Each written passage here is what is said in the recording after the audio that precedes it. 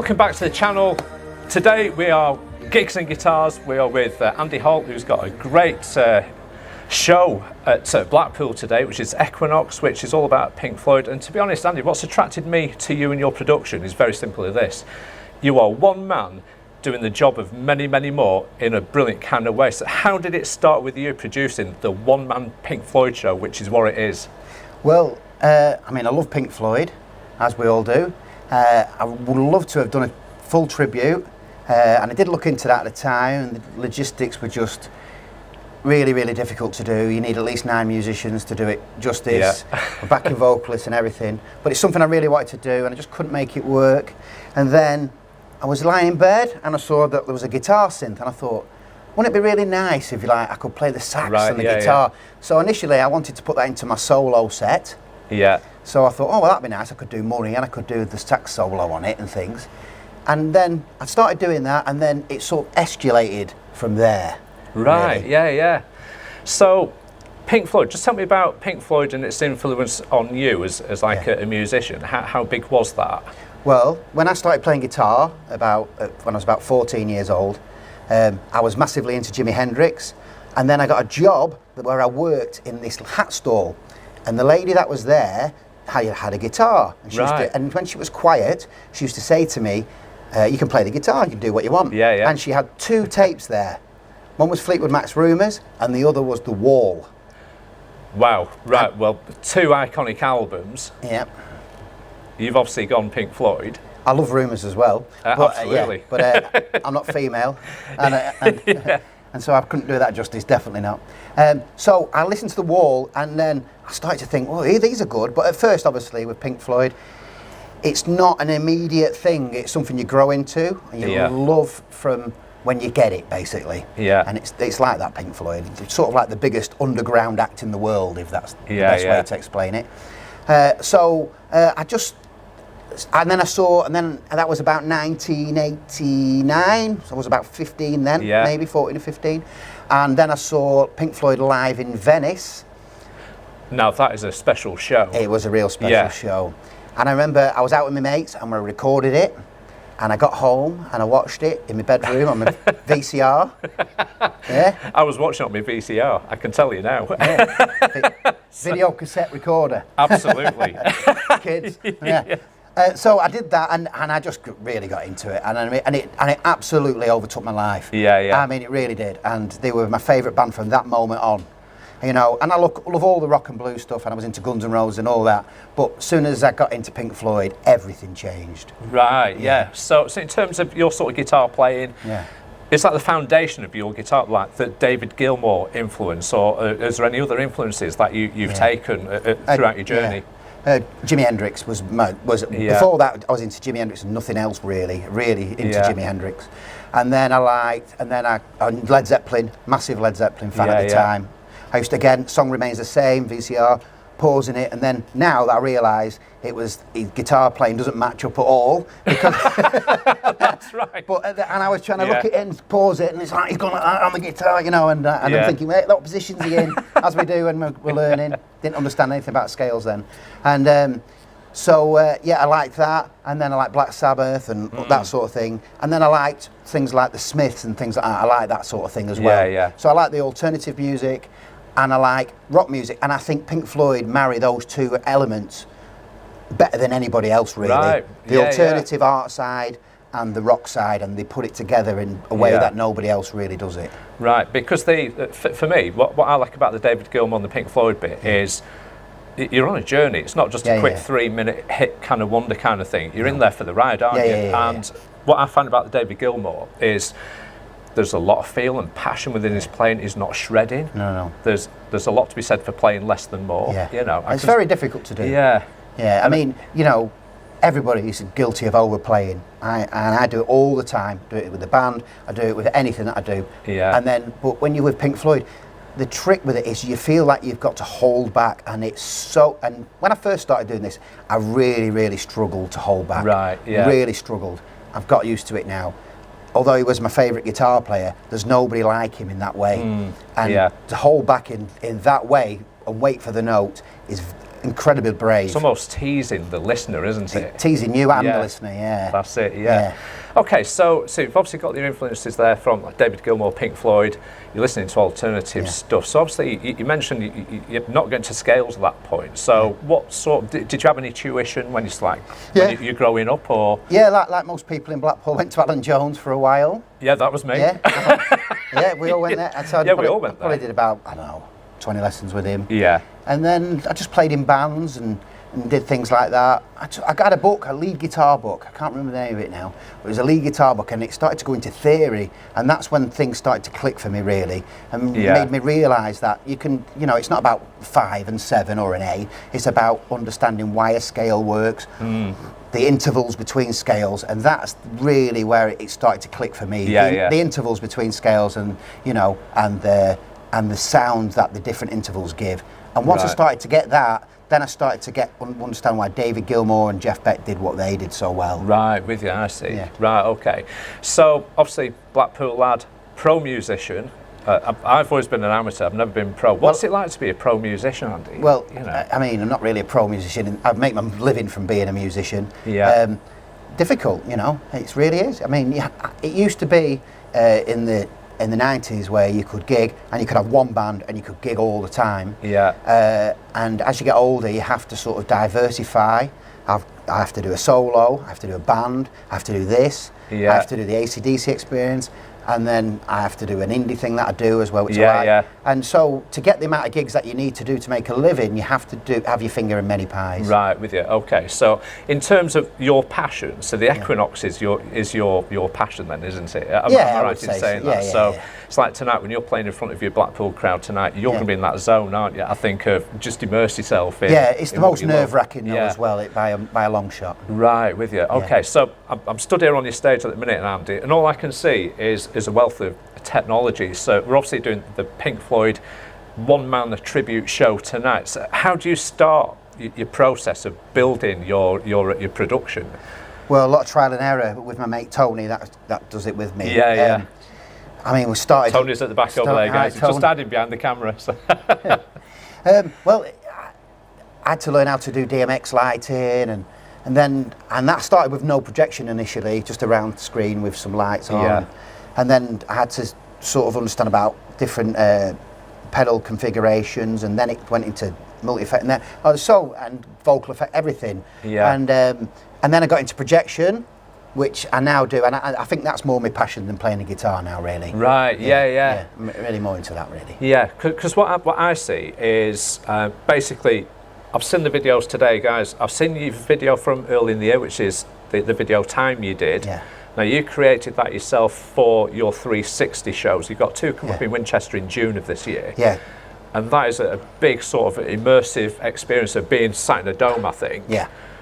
That sounds amazing. So how did you what blockers are in the way to produce a video such as that? Well, I was lying in bed one day and I kept getting false promises with this show. People saying they could take me doing this, as you do as a musician. Everybody promises in the world, and sometimes you believe them. It's silly. And but anyway, cut long story short, I was thinking, how could I take the show into a different level? And I was sort of like really into it, and I thought, wouldn't it be great in a planetarium? And then I found out that planetariums aren't just stars and things now. The HD videos in immersive, it's almost like VR, putting a VR headset on, but actually being in a VR headset. And that's the best way to explain it. So then, I don't know, I just sort of threw myself into doing the animation, and then looking how I could distort the video to go on that. And then we went to Birmingham and we did some testing there. Yeah. And that looked really good. And it's just been a sort of like a journey from doing a show with a few lights to building the show up as best I can, really. I mean, because that in itself, like you say, doing the 360 immersive experience at Winchester, that has got to be a massive sort of personal, how can I put it? Was it stressful trying to get it right? Was it? But the end result is, how do you feel about it now you've got through those blockers? Well, I'm a bit like, perfectionist, maybe the wrong word, but I like to. I really, when I do something, I like to do it, and so the show again is still progressing all the time. It started off a certain way, and it was good when it started. It was, people loved it, but I keep getting I just can't leave it alone, you know. Yeah. I've almost become addicted to doing it, really. And so I keep adding to it all the time, you know, and trying to get better at doing animation, especially. I really enjoy doing animation. It's sort of a big passion of mine. Yeah. You know, I've been playing guitar for 35 years, near enough, you know, and as you have, and there's always things to learn all the time, but then there's other things to learn. Of course there is. And I feel that the animation helped me in the guitar playing, really. Right, yeah. What I will do, guys, there will be links in the description below, and that'll be for all of Andy's YouTube videos, his YouTube account, and all his social media, so you can check those videos out online because they are well worth having a look. He's got two shows coming up in Winchester, back end of June next month, isn't it, I think? 28th and 29th of June, 2024. in Winchester. So if you want to catch those, guys, the links will be in the description below. Yeah. So in terms of today, here and now, you've got a beautiful red Strat, looks like a bit like David Gilmour's 57 reissue. I can see you've got a black Strat there. You've got a whole load of tech. Can you just quickly sort of go through some basic tones and describe what you're doing? I have two parts of the board. I have a guitar synthesizer, and I have a Helix, a Line 6 Helix. And I also have a flanger going into the effects loop of that, which I really like. And then I have a vocal effect pedal, which changes. And I have that linked to a computer, so as the songs are going on, the patches change automatically, which saves me a bit of... Because there's a patch for every single song, because David Gilmour, as you know, he has a rack full of effects, and near enough every single sound is different. Right, So he's really good at that. But the thing that I found with doing a solo show, the most important thing was there's lots of keyboards, there's lots of saxophone playing and sound effects. So I didn't want to just be stood here while someone was playing a saxophone solo or a keyboard solo, or for instance, the start of time, I play the drums on the guitar synth as well. So I just felt a bit self-conscious of sort of being a backing track performer. So I thought, well, I'd just try and play as much as I possibly could. Right, because like I said, when I was just setting the cameras up and the lighting while you were just doing a bit of a warm-up, and you did Shine On Your Crazy Diamonds, and the sax solo at the end, it's a bit weird for me to hear a saxophone going and you're playing it on your guitar, and I'm thinking, that just sounds authentic, but a little bit, I wasn't expecting it, Yeah, it is. Well, a lot of people, I mean, you get a lot of people, oh, you must be miming and things like that, but it doesn't sound exactly like a sax, but it's a good approximation, you know. It sounded good, Yeah, I really, and it's fun, because as a guitar player, you have to think about how a saxophone player would approach. Well, you can't do it exact, but as close as you can, because they bend into the note. So sometimes I'll use the whammy bar to... Well, that's not the sound, but I'll get on the sound. So, for instance, so on a sax, you have to sort of,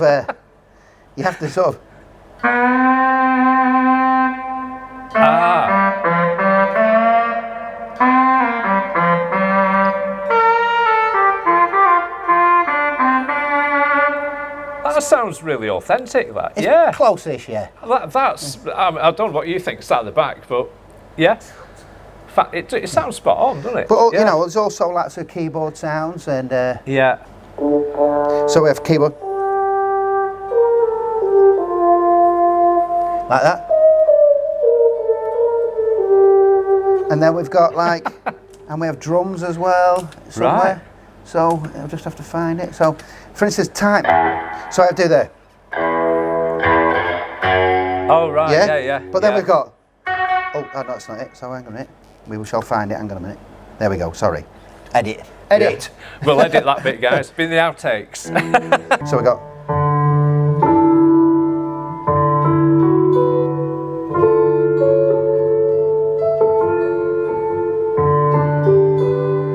Nice. So, and then... And then, what else do we have?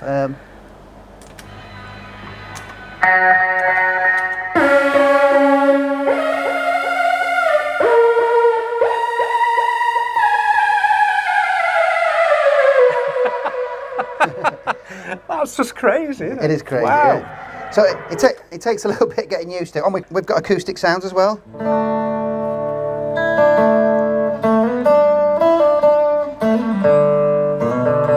That sounds nice as well, doesn't it? It is. Well, that's the guitar synth, actually. It's not an acoustic simulator, it's actually a guitar synth. Right, I see. Because the hex pickup takes each string individually. Right. So it's able to do it a little bit better than a normal sort of simulator. Right. Is that I think is that the same system that Damien Darlington uses in Brit Floyd or something. I think he has a similar kind of thing on his. On Maybe, the back of I his don't Strat. know, Yeah. to be honest with you. I wouldn't know. Yeah. Maybe I'll look into that, but it probably is, because I think this is like there is a new version actually of it. I don't really know what it's called, but this is the one I use. I use the GR500, I think it's called. Right, with you. GR55. So that's obviously the Roland GR55. Yeah, that's a GR55. Okay, so yeah. That sounds, it just sounds right, doesn't it? So, yeah. And your red Strat there, you've got EMG pickups on it. So yeah, well, I really like his. I really do like his sounds on Delicate Sound of Thunder. In my opinion, that was his best tone. Yeah. I really thought it was very professional sounding. Then I think he really, I think, to be honest with you, you listen to him now, he's a little bit more trebly than what he was. He is, yeah. And but have you ever read the book? It was his Guitar Tech. Yeah, I got it. Yeah. It Philip Taylor's book called The Black Strat, and I think they fitted EMG pickups because of all the radio interference on stage. They did, but it's got but it doesn't have a regular tone on. Right. It has the SPC and an EXG, I think it's called. This is like a mid dip really, and a treble and bass boost. Right. Yeah. And that one is like a mid boost, so it gives a more of a humbucker type tone. Right. I see. You know, a big fat, really fat sort of, for a Strat, a really fat tone. Yeah. Right. So it's a bit like having a humbucker. Not quite. Yeah. It's quite clinical sound. It's not for everybody. Not everybody likes it, but it's very smooth. Right. Because I think I'm with you, because when the Delicate Sound of Thunder came out, the video started dropping onto MTV. I was in engineering at the time. I was thinking, wow, what's this? Yeah, it's incredible sounding guitar. Just brilliant. And when he went back to his Black Strat years ago, he went back to his Seymour Duncan sort of single coils, bit like I say, a bit more thin, bit more treble-y, bit more traditional. I think he was fine at Live 8. Live 8, I thought his tone then was excellent. Yeah. But he got a lot more treble-y, and still got a great tone. It's just different, isn't it? I think he wanted to get away from that Pink Floyd sound. Possibly. A little bit. Possibly. So we've got the red Strat loaded with the MGs. We've had a look at your sort of pedal boards. Yeah. So you've got your Black Strat there. Which out of the two do you prefer, Andy? So you've got the Black Strat and the red one. Well, which one do you use mainly for your show? Or? I use this for the first set because it's a lot of the newer Floyd stuff. Right. And I also go for that more of a 80s sound, really. Yes. I do most of the Dark Side of the Moon in the second set. Right, so the Black Strat is definitely better for that, you know. I mean, it's got that more of a vintage tone. Yeah. You know. Can we grab the Black Strat and have a look at that, Andy? Yeah, just that's brilliant, that. So you'll hear that it's got that. Right. Yeah. It's rougher sounding, you know, like as you'd expect. Yeah. And but it still sounds great. I mean, it's just a normal Strat, you know, and so it has that very bitey sort of. You'll hear in a second. Very bitey type tone. Oh, it's just a nice looking guitar. That if you said to me what's the nicest Strat in the world, it has to be David Gilmour's Black Strat. Yeah, it's lovely. It just looks so cool, doesn't it? But it is like Trigger's Broom, you know. It is not original. I think it ended up with a Charvel neck on it, I think. There's a Charvel neck and all sorts of things on it. Oh, my knobs fell off. Not again. So this has a different type of tone. But as he does, you know, let me just get some sort of 70s type tones on.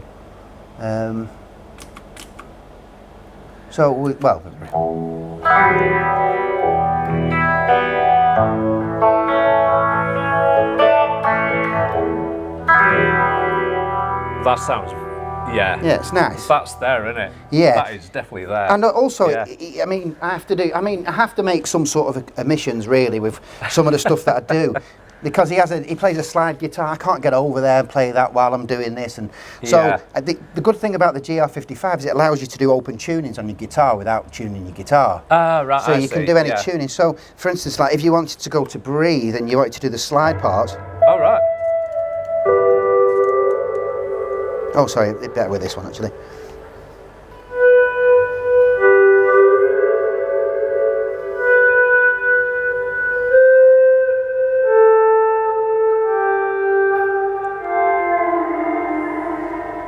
So on. That's nice. Yeah. So it allows you to do that sort of thing, and like I was saying before, there you go.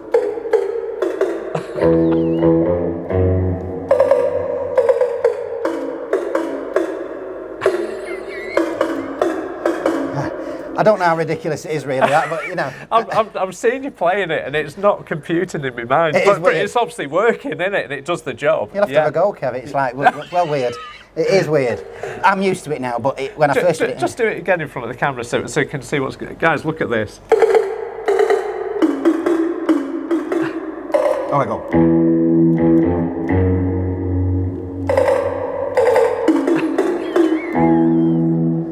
And so on, you know. That has really tickled me. It's funny. It really has. At first, I used to play to the track and I used to have the drums in the back, and then I discovered this, and I started doing it. And then people really laughed. Well, they didn't just laugh, they liked it. And people were coming and saying, oh, I love that drum bit. And I was like, well, I've just played David Gilmour's solo note for note. And you prefer that little bit of stupid drum bit? It's great. It's absolutely brilliant. So, it is. I mean, I don't know how far you can take things. You know, purists obviously won't enjoy that part. But having said that, though, you're still one bloke delivering a full Pink Floyd experience, which has to be commendable from my point of view, because I wouldn't know how to do it. You've done really all the videos. But you're doing it, and that's it. And you're doing it tonight in Blackpool. So Andy, we've looked at your gear, we've looked at your guitars. Yeah. We're obviously sort of winding the video to an end at the minute. Is there anything you want to say on camera before we finish? Like anything you want to plug or something? So. Just if you can come and enjoy the show, and you know, I mean, I put a lot of effort and hard work into it, and you know, if you like it, you like it, and if you don't, it doesn't matter. That's it. Listen, guys, you need to check it out. I'm going to be here tonight watching it in the audience, but there's going to be further shows coming up. So if you enjoyed this today on Gigs and Guitars, like, share, subscribe, drop us a comment in the section below. We'll always get back to you, and check out Andy's links, and we'll see you soon for the next edition of Gigs and Guitars. Goodbye. Bye bye. The sun